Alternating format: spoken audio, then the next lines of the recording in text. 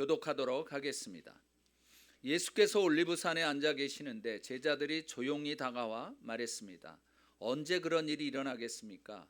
예수님 선생님께서 다시 오시는 때와 세상 끝날에 어떤 징조가 있겠습니까? 우리에게 말씀해 주십시오.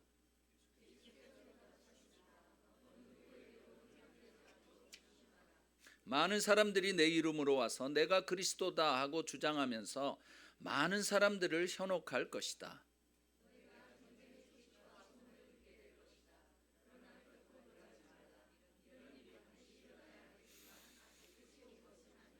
민족과 민족이 서로 대항에 일어나고 나라와 나라가 서로 대항에 일어날 것이다. 곳곳에서 기근과 지진이 생길 것이다. 그런 후에 사람들이 너희를 핍박당하도록 넘겨주고 너희를 죽일 것이며 모든 민족이 나로 인해 너희를 미워할 것이다.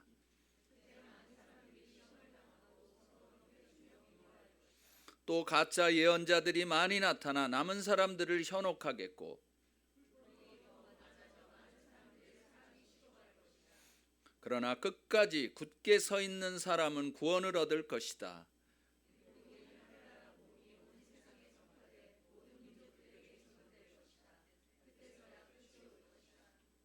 아멘. 예수님의 탄생과 재림을 기다리는 두 번째 주일입니다. 벌써 이 크리스마스 추리, 우리는 감사추리인데 이제 크리스마스 추리로 또 이렇게 자연스럽게 바뀐 거죠. 뭐 이러한 이번에 좀 이렇게 가게 같은데 이렇게 들어가서 이제 카드 섹션을 이렇게 좀 보니까요. 옛날하고 조금 달라진 게 이제 있더라고요. 이게 뭔가 보면 옛날에는 메리 크리스마스라는 카드는 별로 없었는데 시즌스 그리팅, 뭐 해피 할리데이 뭐 이런 게 대부분이었어요. 그런데 메리 크리스마스 이런 것들이 좀 더 보이는 거예요. 제 눈에만 보이는 건지는 잘 모르겠지만 여하튼 뭐 여기 이렇게 붙여놓은 거에도 메리 크리스마스 뭐 이렇게 붙여놓기도 하고 그래서 이게 조금 달라진다. 새로운 대통령이 이제 당선자가 한번 막 그런 유튜브 여러분 보셨죠? 메리 크리스마스를 이제 되찾아 주겠다고 그 말을 뭐 그래서 그런 건지는 뭐 잘 모르지만 여하튼 좀 그런 느낌이 좀 있는 것 같아요. 그래서 참 감사하다는 그런 마음이 들었습니다. 사실 이 세상은 이 정권을 누가 잡느냐에 따라서 굉장히 달라지는 거예요. 그래서 이 세상은 굉장히 이 정치적인 것에 많이 좌우되는 것을 보게 됩니다. 그런데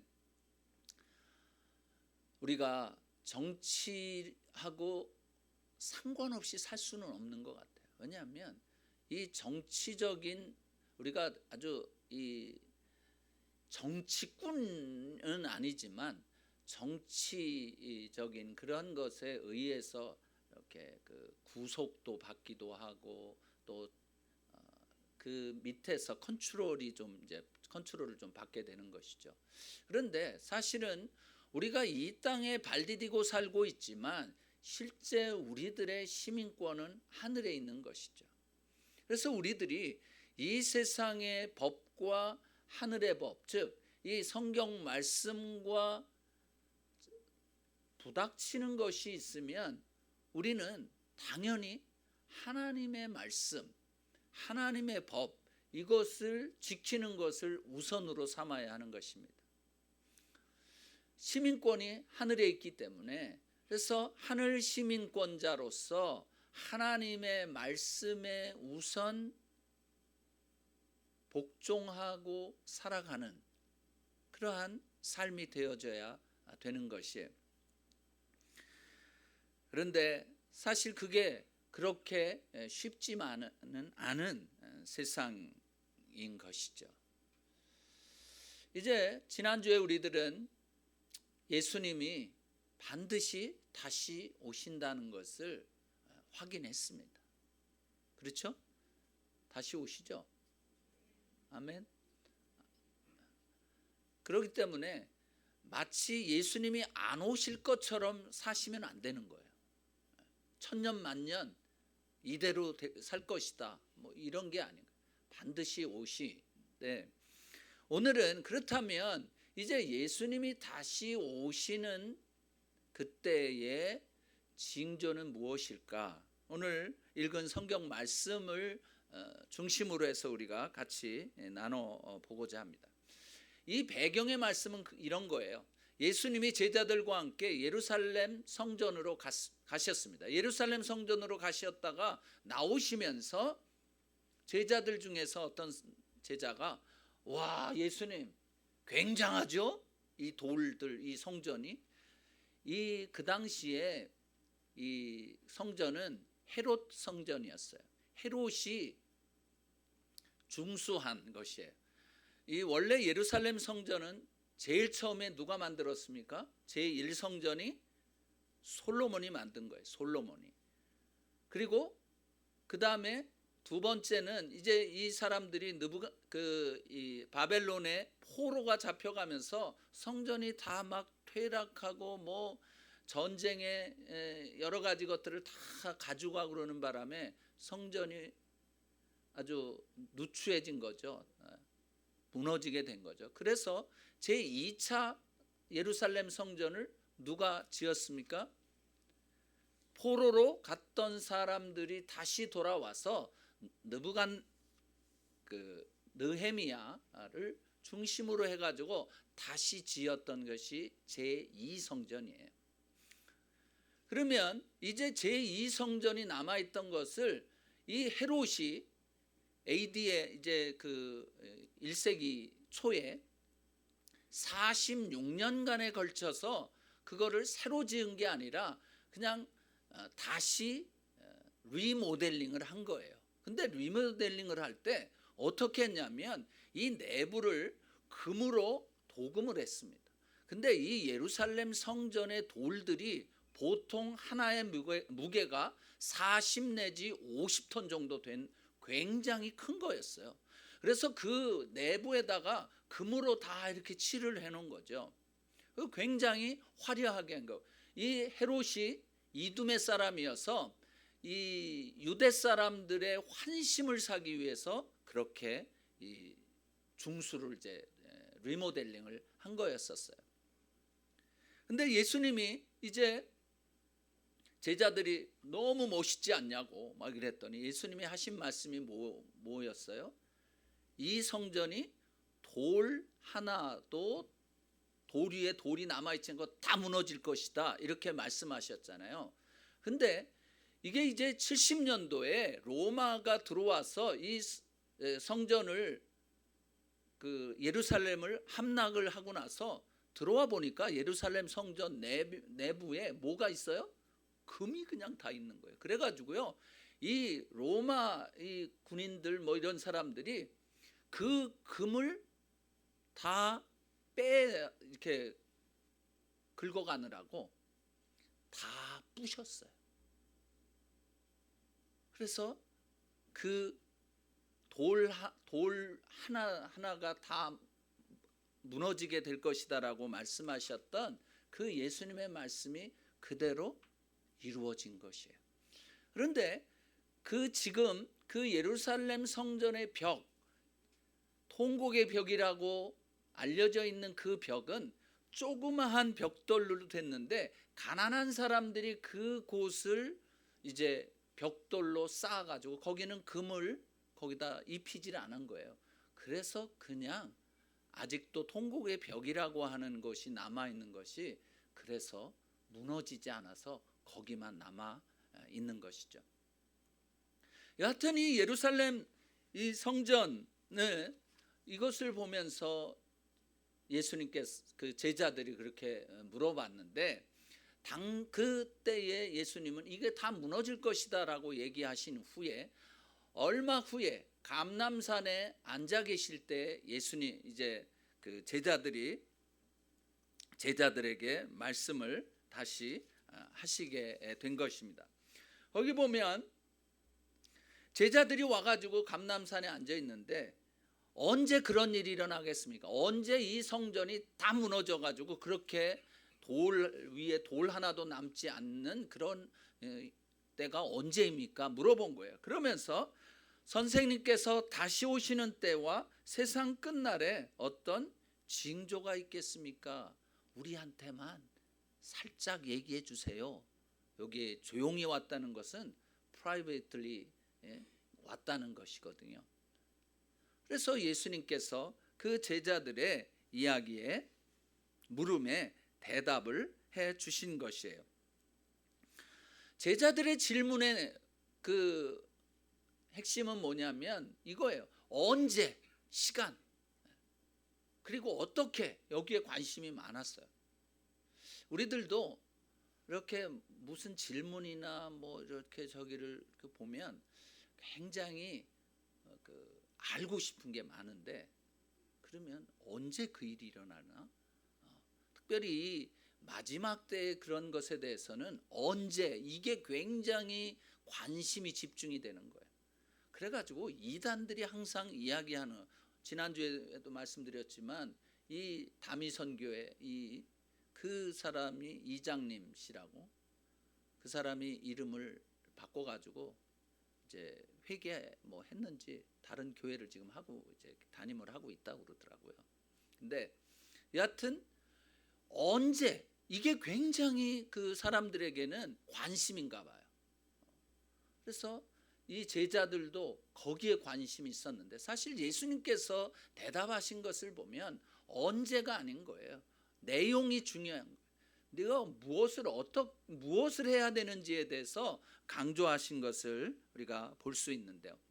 사실 이 이단에 빠지기 쉬운 것은 우리가 예수님께서 말씀하셨을 때 예수님께서 정말 원하시는, 예수님이 강조하고자 하는 말씀을 잘 모르고, 그것이 무엇인지를 잘 모르고, 그것에 대해서 관심이 없고 그냥 내가 관심 있는 것에만 관심 있는 거예요. 언제? 그래서 뭐 무슨 일만 일어나면 이거야 그런 거 아닌가? 뭐 그러니까 속이기가 쉬운 거예요, 사람들을. 그런데 너무 관심을 가지고 있는, 그래서 이단에 빠지기가 쉬운 수많은 사람, 지금이 이단이요 굉장히 많이 이제 있는데, 이단으로 이렇게 있는 우리나라 한 200만 이상이 된다고 해요. 이러저러한 이단들에 빠져 있는 사람들이 굉장히 많은 거죠. 여러분 그 신천지 저기를 한번 보셨어요? 유튜브나 이런 데서 신천지에서 10월 뭐 언제 그 올림픽 어디 무슨 어딘가 거기서 항상 1년에 한 차례씩 다 모이는데, 거기 보면은 뭐 무슨 카드 섹션과 뭐 별걸 다 하는데 그런 수많은 사람들이 모이는 거예요. 그렇게 빠지는 거예요. 그 사람은 자기가 이제 그 보혜사 성령 내지는 뭐 하나님 이렇게 이야기를 하고 있거든요. 자, 그러면 제자들의 질문과는 예수님께서 이제 그렇게 물어봤을 때 예수님이 대답하신 것이 4절부터 이제 나오는데요. 그러면 이 마지막 때에 예수님께서 오실 때쯤에서의 어떤 징조들이 있는가? 예수님이 하신 말씀을 중심으로 보면 첫 번째로는 거짓 구세주가 증가한다는 거예요. 그리고 예수님이 뭐라고 말씀하셨냐면 어느 누구에게도 현혹되지 않게, 굉장히 어려운 말을 썼어요. 현혹. 속지 말라는 것이죠. deceive. 속지 말라는 거예요. 그래서 이 말씀이 영어 성경으로 이렇게 해서 봤더니 어느 누구도 너를 잘못 인도하지 인도하도록 허락하지 말라 이렇게 이야기를 하셨어요. 명령이에요. 그럼 명령을 받았으면 우리는 그 명령에 순종해야 되는데 그 명령에 순종하려면 우리가 워치아웃을 해야 되는 거예요. 눈을 크게 뜨고 그냥 어떤 상황 이런 것들이 있을 때 그냥 확 믿고 뭐 거기에 들어가고 꼬임에 넘어가고 그렇게 되지 않으려면 우리가 단단히 무장하고 있어야 된다고요. 단단히 무장하려면 잘 알아야 돼요. 무엇을 잘 알아야 되냐면 이 하나님의 말씀을 잘 알아야 돼요. 이 하나님의 말씀을 중심으로 해서 살지 않으면 이게 잘못되면 굉장히 사람들이 이 성경에 없는 얘기들을 하는 거예요. 자, 이 우리나라의 재림주가 제일 많은데요. 한 200여 명이 된답니다. 하여튼 그리고 자기가 자칭 이제 이렇게 나타나서 이렇게 하는 사람들은 지금 한 40여 명 정도가 되는데 이 거짓 재림주가 그동안에 거짓 재림주가 꽤 많이 죽었죠. 문선명도 죽고 그 전도관 옛날에 지금은 천부교가 된 그 박태선 장로도 죽고 뭐 그다음에 안상홍이라고 또 있어요. 뭐 그 사람도 자기가 재림주라고 그랬는데 죽었어요. 그래서 그 부인을 어머니 하나님으로 이렇게 지금 이렇게 하고 있고 하여튼 별별 게 많이 있는데 이 거짓 재림주들이 많이 생긴다고 하는 거예요. 마태복음 24장 23절, 24절, 26절 한번 같이 읽어보겠습니다. 시작.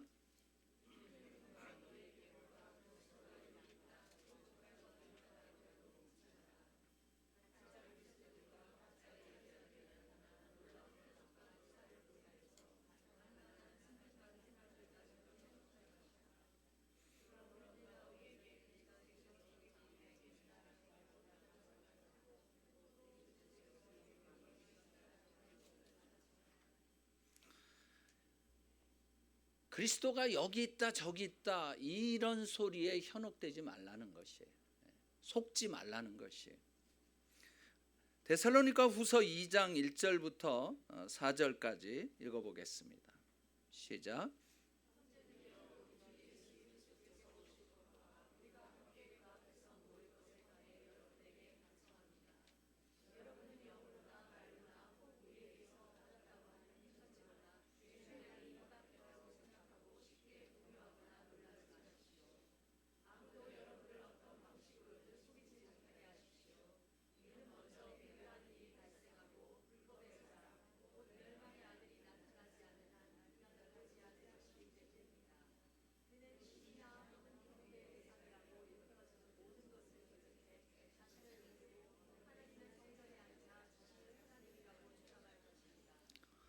이런 여기에 보면 이 마지막 4절에 하나님의 성전에 앉아 자신을 하나님이라고 주장하는 그때가 오는데 그래서 이 유대 사람들이 이야기하는 것은 무엇이냐면 구약에서도 그랬지만 제3성전을 건립이 되어지고 지금은 예루살렘 성전이 없어졌어요.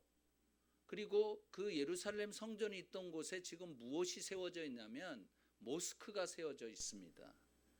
그게 그 성전산이라고 마운트 템플 이렇게 그 되어 있는 것인데 그래서 이 유대 사람들은 그 옆에 어느 곳에 새로운 성전 제3성전을 짓고 나면 그 제3성전에 어느 인물이 나타나서 이제 자기가 하나님이라고 이야기를 한 것이라는 그런 그것이 이야기가 하고 있어요.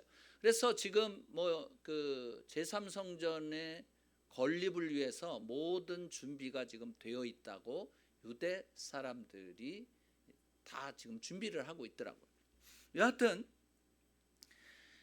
이 모든 이 거짓 구세주, 거짓 재림주들이 나오게 된다고 하는 것이 증가한다고 하는 것이에요.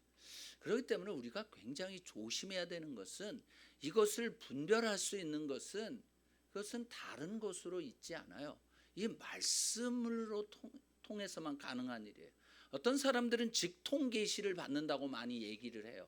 자기가 뭐 이렇게 저렇게 계시를 받았다, 무슨 뭐를 들었다, 뭐 어쩌다 이렇게 얘기를 많이 하는데, 그럴 때마다 여러분은 조심해야 될 것은 무엇이냐면 그게 이 하나님의 말씀과 맞는 것이냐, 하나님의 말씀과 이렇게 잘 짝이 맞는가, 하나님의 말씀으로 체크를 할 때 그 체크 항목에 다 오케이가 되는가를 여러분이 아셔야 돼요.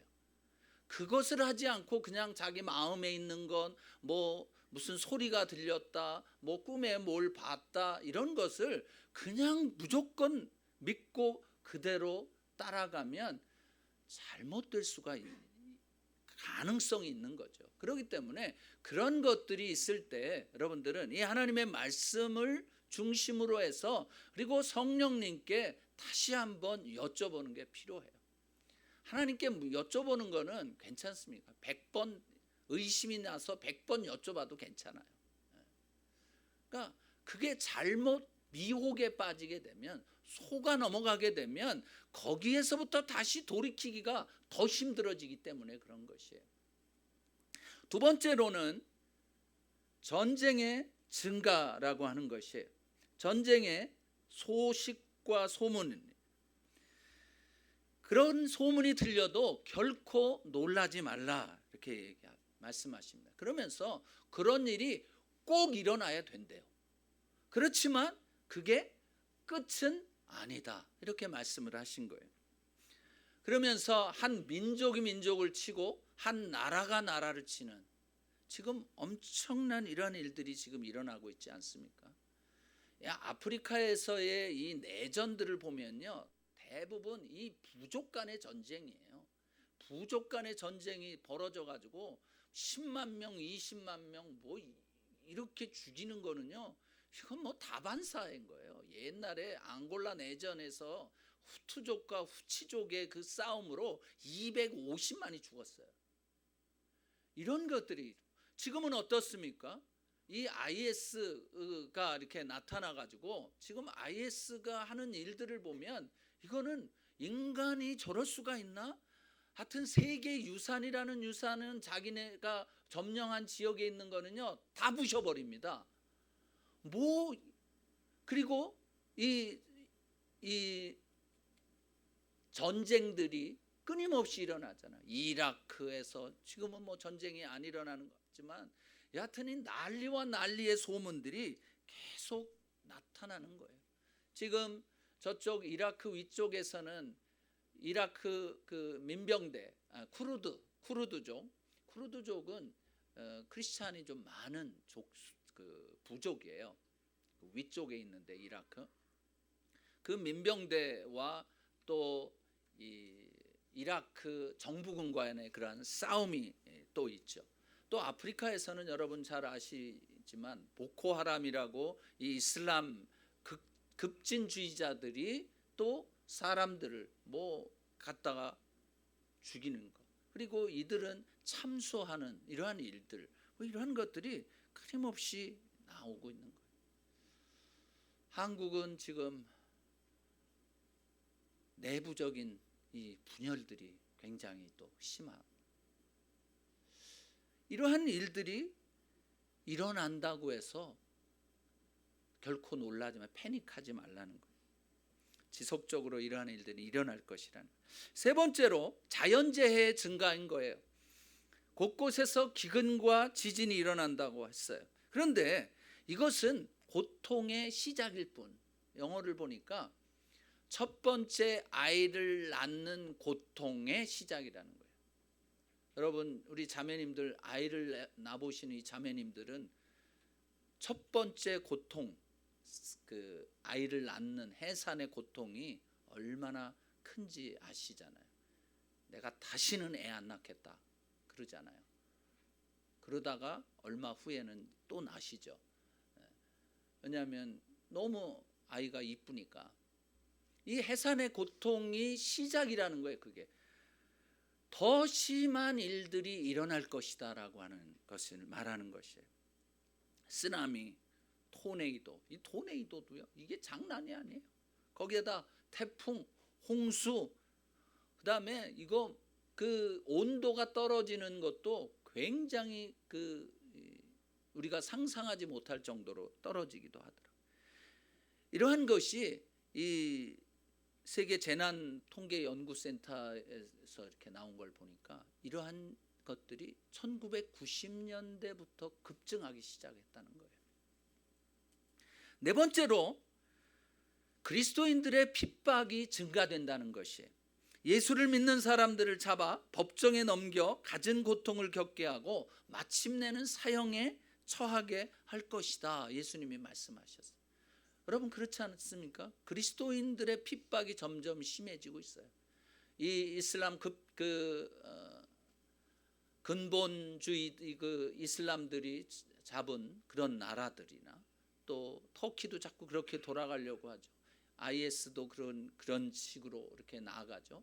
뭐 그리스도인들만을 또 골라서 죽이기도 하는 거예요. 그래서 수많은 이 아랍권에도 사실 이라크나 이란이나 시리아나, 사실 시리아는요 옛날에 크리스찬들이 굉장히 많았던 나라였어요. 그런데 그 나라들의 이 크리스찬들이 굉장히 핍박을 받으니까 이제 이 난민으로 많이 오게 됐죠. 근데 그 시리아 난민을 미국에서 받아들였는데 오바마 대통령이 크리스찬은 한 명 받아들였어요. 그리고 나머지 다 다른 무슬림들 뭐 이런 사람들을 받아들인 것이죠. 여하튼 이러한 일들이 굉장히 많이 나타난다. 그리스도인들이 점점 더 핍박을 당하는 거예요. 이 미국에서는 동성 결혼 그것 때문에 핍박을 받는 그리스도인들이 점점 더 많아지고 있는 것이에요. 이게 추세, 이게 앞으로 이것이 없어질 거다? 아니에요. 점점 더 증가할 거다? 맞습니다. 정말 예수 그리스도를 믿는 참되게 믿는 사람들, 그런 사람들에게 핍박과 죽음이 있을 것이라는 것이에요. 다섯 번째로 가짜 예언자들이 많이 나타난다는 것이에요. 사실 이 가짜 예언자들은 어떤 사람들이 가짜 예언자들일까요? 거짓말쟁이가 누굴까요? 디모데전서 4장 1절 2절 읽어보겠습니다. 시작. 성령께서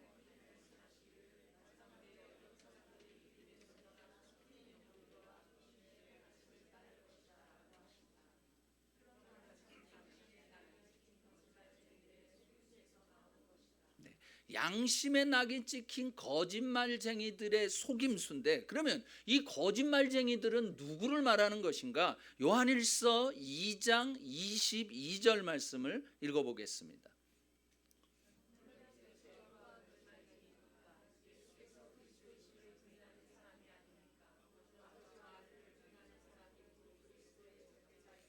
누가 거짓말쟁이인가? 예수님이 메시아라고 하는 것을 부인하는 자가 거짓말쟁이인 거예요. 그래서 이 거짓말쟁이들이 얼마나 자기 이 생각과 이런 것을 가지고 사람들을 미혹하는지 몰라요. 속이는지 몰라요. 대부분 이 이단들이 바로 그렇게 하는 거예요. 자, 이단들이 주로 쓰는 그 전형적인 모습이 뭐냐면, 첫 번째로는 성경의 특정 구절을 자기들에 대한 말씀이라고 주장하는 거예요.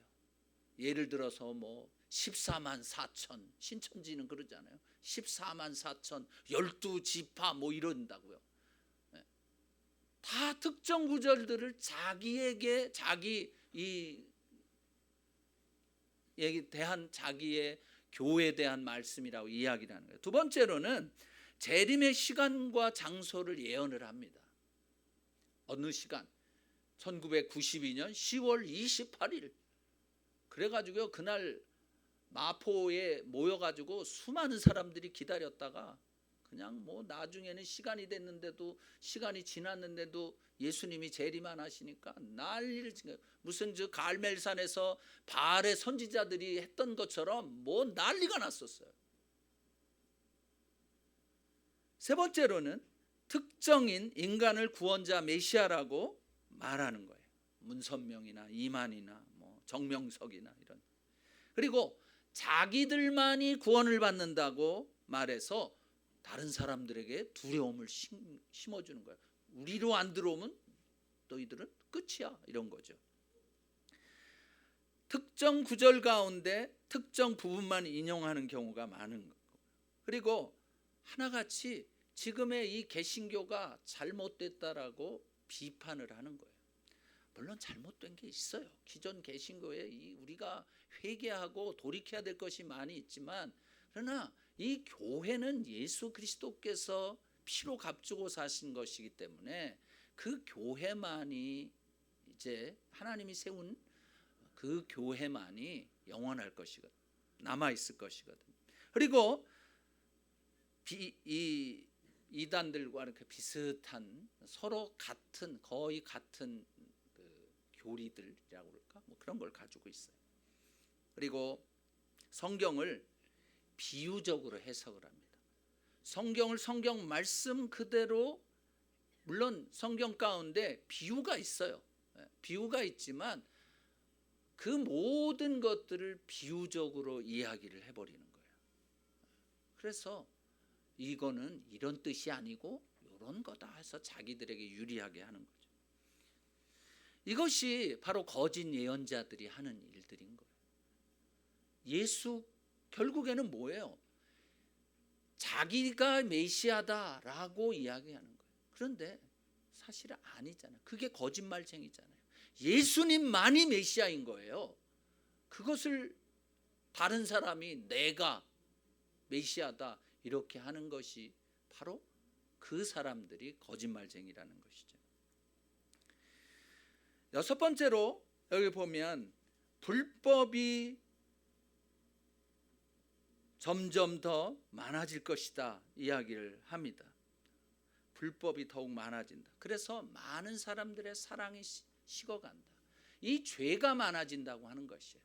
이 죄라고 하는 것이 점점 더 증가를 해서 결국 이 죄라고 하는 것이 증가하게 되면 어떤 증상이 나타나냐면 사랑이 식어지는 거예요. 서로에 대한 사랑이 없어집니다. 그냥 별로 관심이 없어요. 뭐 어떤 사람이 죽는 소리를 해도 뭐 나하고 상관없는 일이다 이렇게 생각이 들어요. 사랑이 식어지는, 이것이 바로 예수님께서 말씀하신 것이에요. 그리고 또 하나, 이제 예수님께서 하신 말씀 중에서 이제 언제가 끝이 올 것인가, 언제가 마지막인가, 14절 말씀인 것이, 이 하늘나라 복음이 온 세상에 전파돼 모든 민족들에게 증언될 것이다. 그제서야 끝이 오겠다. 여러분, 지금 이 세상, 온 세계는요 11,504 피플 그룹이 있어요. 어떤 피플 그룹이라고 하는 것은 같은 문화, 같은 언어 뭐 이렇게 해가지고 그것을 하나의 그룹으로 만들었는데 11,504개의 피플 그룹이 있는데 그 중에서 6,817 그룹이 언리치드 피플 그룹인 거예요. 아직 예수의 그 주님께로 돌아오지 않은, 그러한 아직 복음이 전파되지 않은 그 종족이 몇 그룹이냐면은, 이미 그 종족 가운데에 선교사가 파송됐다든지 뭐 그런 그룹이 3,703 피플 그룹이 있고, 그 다음에 아예 아무것도 없는 피플 그룹이 3,114 그룹이 있는 거예요. 그러니까 이제 이 11,504 그룹 중에서 3,114 그룹에게 아직 복음이 전파돼. 지금은 이게 1915년도 작년 그 통계이기 때문에 이제 조금 더 올해에도 어느 곳에 가서 복음을 전한 곳이 있어 이게 조금 더 줄어지기는 하겠지만 이제 이 모든 족속에게 복음이 전파되어져야 예수님께서 오신다는 거예요. 그렇기 때문에 여러분 또 안심하지 마십시오. 와, 그 3114족이 그곳에 가서 예수님의 복음이 전파되려면 아직도 한참 남았겠다. 그렇게 생각하지 마세요. 예수님은 우리가 생각하지 않았던 때 도둑처럼 오신다고 말씀하십니다. 그래서 우리들이 마음에 가져야 될 것은 예수님이 이 말씀을 하신 이유는 뭘까요? 저는 이 말씀을 보면서 예수님이 빨리 오시고 싶으신데 아직도 민족 가운데 예수 그리스도의 이 복음을 듣지 못한 민족들이 있기 때문에 그들에게 빨리 너희들이 복음을 전했으면 좋겠다는 그 안타까운 심정을 느낄 수 있었어요. 여러분, 미개척 미전도 종족이 이제 그 1089 종족이더라고요. 그 부족이 저기에 나온 것이 아까 3114 언리치드 피플 그룹이고 그 중에서 아주 미개척되어진 아무도 가지 않은 곳이 이렇게 됐는데 그 인구가 지금 얼마 되냐면 730여만 명이에요. 지금 세계 인구가 얼마인지 아십니까? 작년 말로 72억입니다. 근데 지금 정말 예수 그리스도의 복음이 한 번도 들어가지 않은 민족들의 수 그리고 그 사람들의 수가 730여만 명이라는 것이요. 얼마 남지 않았습니다. 어느 나라인가? 그렇기 때문에 여러분 이제 우리가 예수 그리스도의 다시 오실 징조들이 분명히 이제 우리 앞에 보이기 때문에 그 날을 준비하며 살아가는 저와 여러분이 되기를 바랍니다. 요즘에는 이 메시아닉 주가 많이 나타났습니다. 메시아닉 주들이 얼마나 열심히 그 유대인들에게 전파하는지 몰라요. 로마서 말씀을 보면 로마서에서 이방인의 충만한 수가 차기 전까지 이스라엘 유대인들이 이제 그 주님께로 예수님을 메시아로 인정하게 된다는 거다. 이방인의 충만한 수가 차게 되면. 그런데 지금 메시아닉 주들이 얼마나 예수님이 메시아라고 하는 것을 증거하는지 모릅니다. 그래서 많은 사람들이 주님께로 돌아오고 있어요. 이런 여러 가지 상황들을 볼 때 이스라엘 건국도 그것의 한 일환입니다. 이제 이스라엘 민족, 유대 민족이 민족적으로 예수님을 메시아라고 인정하게 될 때, 그때가 가까운 것이죠. 여러 가지 징조들은 예수님의 다시 오심을 확실하게 믿게 해줍니다. 아무리 그것을 거부하려고 해도 그럴 수가 없는 것이에요. 여러분들은 이러한 징조들을 통해서 예수님께서 다시 오심을 확신하십니까?